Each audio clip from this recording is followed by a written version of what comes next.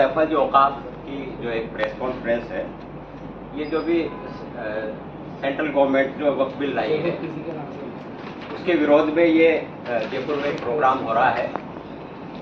तो उस joint committee के कन्वीनर जो है वो नाजिमुद्दीन साहब हैं, हाफिज मंजूर साहब जमीयतुल उलमा हिंद से हैं, शफीक साहब जमीयतुल उलमा हिंद से हैं, मुस्लिम फोरम से हाजी सईद साहब हैं, ये एडवोकेट शाहिद नकवी साहब हैं, वक्फ बोर्ड के मेंबर भी हैं, बार काउंसिल के मेंबर भी हैं, वेलफेयर पार्टी के स्टेट प्रेसिडेंट वकार साहब हैं, मुस्लिम तेली पंचायत के अध्यक्ष लतीफ आरको साहब हैं, मैं डॉक्टर शाहबुद्दीन खान हूँ, SPK का वर्किंग प्रेसिडेंट स्टेट का, वो उधर इलियास कुरैशी साहब हैं।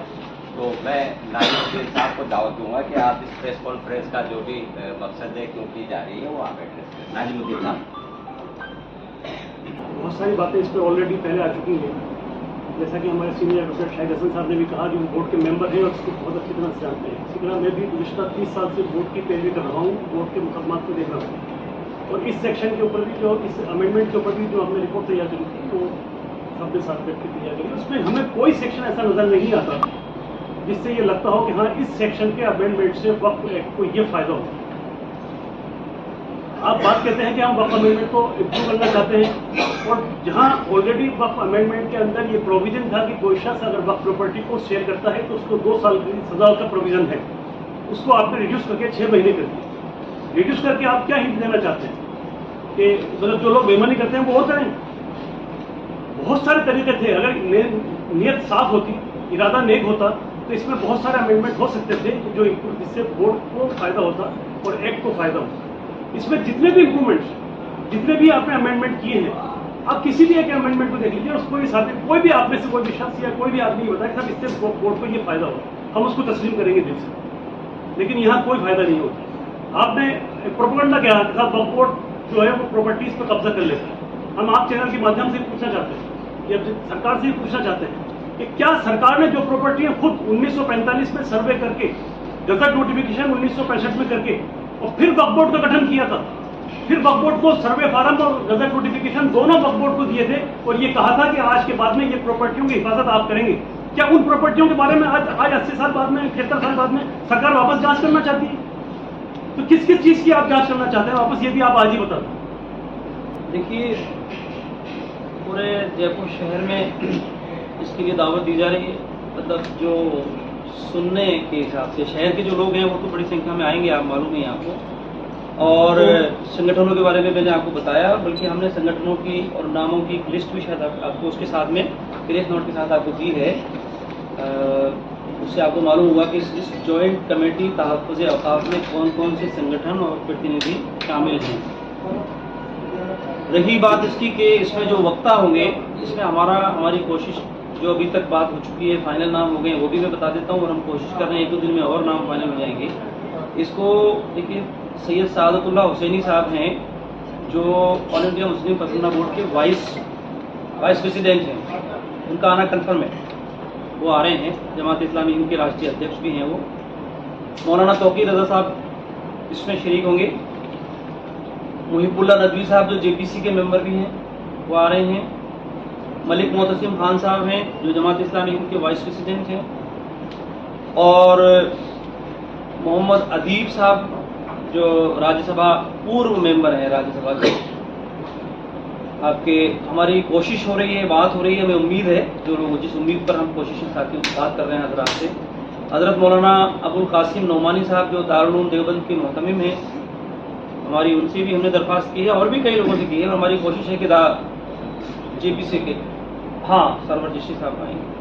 आपके मौलाना फजलुर रहीम मुजद्दिदी साहब जो पर्सनल बोर्ड के जनरल सेक्रेटरी हैं वो भी शरीक रहेंगे इसमें।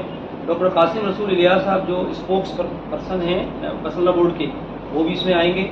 इस तरह से हमारी कोशिश है। हम प्रयास कर रहे हैं कि संजय सिंह जिनका ताल्लुक आप पार्टी से और JPC के मेंबर भी हैं वो भी आ जाएं, उनको भी हम बुलाने की हम कोशिश कर रहे हैं। इस तरह से अभी आते रहेंगे।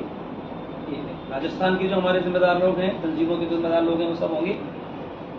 अजमेर की नुमाइंदगी भी होगी, और यहाँ भी सभी समाजों की, सभी तंजीमों की जिम्मेदारों की भी इसमें नुमाइंदगी रहेगी। सर अगर सरकार नहीं मानती है आप लोगों की मांगे, आप लोगों की सुझाव, तो फिर अगला स्टैंड आप लोगों का क्या रहेगा? देखिए, अभी जेपीसी को 5 करोड़ से ज़्यादा लोगों ने बिल को रिजेक्ट करने की बात के लिए सिफारिशात दी। जेपीसी और लोगों को भी सुन रही है, बोर्डों को भी सुन रही है, स्टेट बोर्ड्स को सुन रही है, संगठनों को सुन रही है। जेपीसी जो भी सिफारिश करेगी पार्लियामेंट में जाएगी। हम पार्लियामेंट पे कह रहे हैं कि पार्लियामेंट इसको पास ना करे। जेपीसी भी अच्छी सिफारिशात करे, पार्लियामेंट से हम ये मुतालबा कर रहे हैं और उस दिन हम प्रस्ताव पारित करेंगे कि पार्लियामेंट इसको मंजूर ना करे। अगर इसके खिलाफ फैसला होता है तो जाहिर है सब संगठन मिलकर के सामूहिक रूप से जमहूरी तरीके से हम उसका विरोध करेंगे। All India Muslim personal board जो फैसला करेगा, सभी संगठन मिलकर जो भी फैसला करेंगे, हम सब उसमें साथ होंगे और हम सब उसके साथ उसमें जो भी चीज़ें तय होंगी जमहूरी और कानूनी तरीके से हम उसके विरोध में भरपूर तरीके से उसका विरोध करेंगे। और हम लोगों ने जेपीसी के सामने अपना रिप्रेजेंटेशन दिया। राजनाथ वक्फ बोर्ड की तरफ से हम लोग गए थे, जेपीसी के सामने हमने अपना रिप्रेजेंटेशन दिया और उनको वहाँ बताया कि साहब ये कानून गलत क्यों है। देखिए, ये जो सबसे कानून जो है उसमें जो पहले वक्फ एक्ट 1995 था, उससे पहले वक्फ एक्ट 1954 था। अब ये 2024 में जो कानून लेके आए हैं उसके अंदर इन्होंने वक्फ एक्ट का नाम ही बदल दिया है। वक्फ एक्ट के अंदर इन्होंने जो वर्ड एम्पावरमेंट, डेवलपमेंट, ये जब जोड़ के पब्लिक को कंफ्यूज करने की बातें करना है कि साहब इसको वक्फ हम एम्पावर करेंगे, डेवलप करेंगे, जबकि डेवलप नहीं करना, कोई एम्पावर नहीं करना, बल्कि इसको कमज़ोर करना है। दूसरी बात ये कि जो है इसमें वक्फ कौन कर सकता है, वक्फ प्रॉपर्टी क्या है।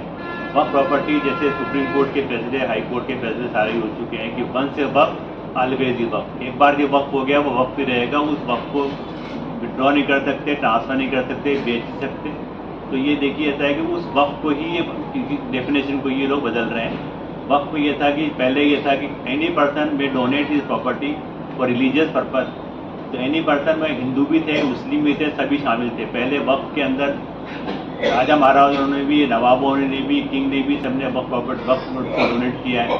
अब इन्होंने ये कर दिया कि साहब any person practising Islam for the last 5 year, कि जो आदमी 5 साल से मुसलमान है वही वक्फ कर सकता है।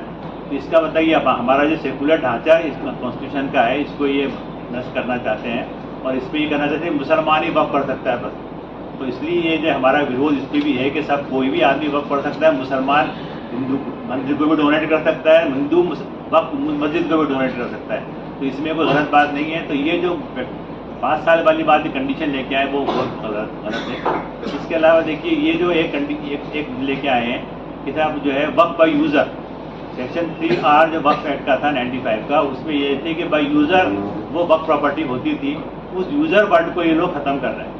यूज़र वर्ड को ख़त्म करके ये कहते हैं कि साहब आपको ये साबित करना पड़ेगा कि साहब ये वक्फ प्रॉपर्टी रही है। अब कोई भी दरगाह है, कब्रिस्तान है, मस्जिद है, मुर्दे दफन होते हैं, कब्रिस्तान है इसलिए वक्फ है। दरगाह के अंदर जो कि फातिहा पढ़ी जाती है इसलिए वक्फ है। खानका है, वहाँ पे लोग बैठते हैं, डिस्कशन करते हैं इसलिए वक्फ है। मस्जिद में लोग नमाज़ पढ़ते हैं इसलिए वो वक्फ है।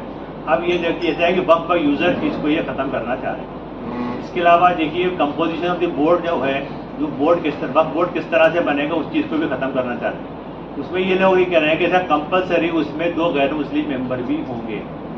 और इसमें जो 3 चीज़ें थी कि मुस्लिम MP, मुसलमान MLA, मुसलमान बार काउंसिलर, इस चीज़ को मुस्लिम वोट हटा के इन्होंने सिर्फ जो है member of parliament, member of legislative assembly और मेंबर ऑफ बार काउंसिल वर्ड कर दिया। जिसका मतलब ये हुआ कि उसके अंदर बोर्ड में कोई भी मुसलमान बार काउंसिलर, कोई भी गैर मुस्लिम बार काउंसिलर, गैर मुस्लिम MLA, गैर मुस्लिम MP उसमें आ सकता है। तो अब ये देखिए प्रॉपर्टी तो है मुसलमानों की, वक्फ प्रॉपर्टी अल्लाह की प्रॉपर्टी है और उसको मैनेज करने का जो अधिकार है, वक्फ बोर्ड का जो अधिकार है वो ये गैर मुस्लिमों को देने जा रहे हैं। उसमें ये होगा कि क्योंकि अक्सरियत उसमें गैर मुस्लिम की हो जाएगी, इसलिए जो है हमारा एतराज़ इसके ऊपर भी है।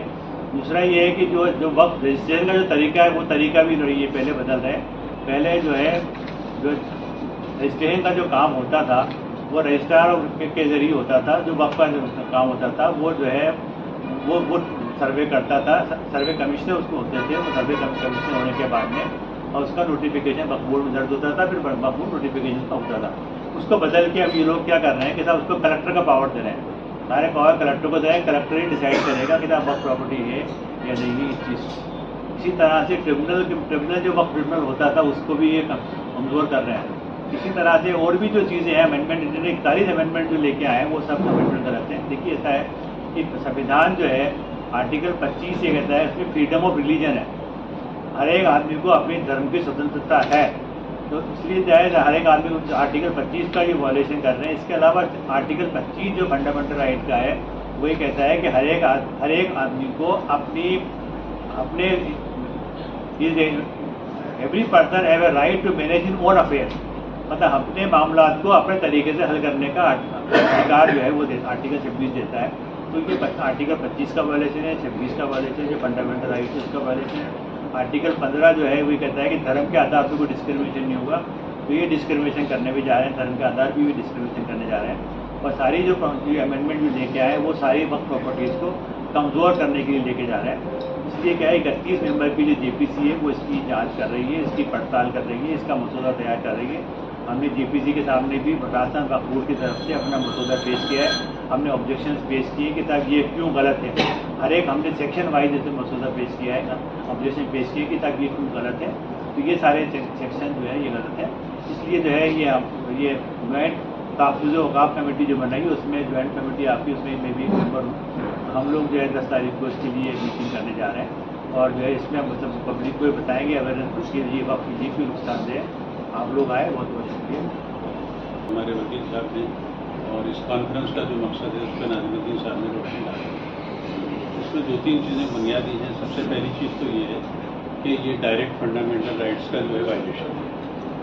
दूसरी चीज़ जो इसमें बुनियादी खराबी है, बुनियादी जो है परेशानी है, और हमारे जेपीसी को जो सुपुर्द किया गया है, तो हमारे जो हुकूमत में बैठे हुए लोग हैं उनको इतना सब्र नहीं है कि वो जेपीसी की रिपोर्ट आ जाए, पार्लियामेंट में पेश हो जाए, उसके बाद कुछ इसके ऊपर करें।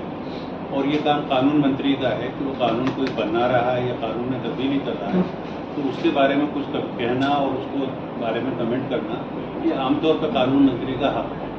लेकिन हमारे गृह मंत्री जी जो है इससे पहले कि जेपीसी रिपोर्ट आए वो कह चुके हैं कि साहब आइंदा पार्लियामेंट का जो सेशन होने जा रहा है उसके अंदर जो है हम वक्फ अमेंडमेंट बिल लाएंगे। इससे उनकी नीयत का साफ अंदाज़ा होता है कि उनकी नीयत सही नहीं है और वो एन के एन प्रकारण जो है इस बिल को जो है वो पास कराना चाहते हैं। तीसरी चीज़ जो जिसकी तरफ खासतौर से इशारा किया गया और तीसरा जो मिसगाइड किया जा रहा है वो मिसगाइड ये किया जा रहा है कि साहब इसमें लेडीज़ को एडिक्वेट रिप्रेजेंटेशन नहीं है, जबकि ऑलरेडी जो है राजस्थान वक्फ बोर्ड के अंदर बहुत सारे दूसरे